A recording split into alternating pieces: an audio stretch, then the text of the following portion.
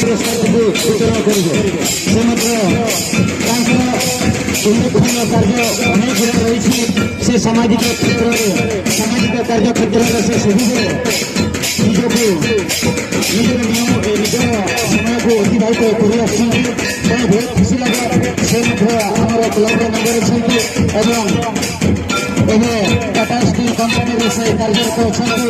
ତେଣୁ ଶ୍ରୀଯୁକ୍ତ ସମ୍ରାଟ ମହୋଦୟଙ୍କୁ ମଧ୍ୟ ଆମେ ଧନ୍ୟବାଦ ଅର୍ପଣ କରୁଛୁ ଏବଂ ଯିଏ ବ୍ଲକ ରିସିଭ୍ କଲେ ତାଙ୍କୁ ମଧ୍ୟ ଆମେ ଆଦିବାସୀ ଡେଭଲପମେଣ୍ଟ ସୋସାଇଟି ତରଫରୁ ବହୁତ ବହୁତ ଧନ୍ୟବାଦ ଅର୍ପଣ କରୁଛୁ।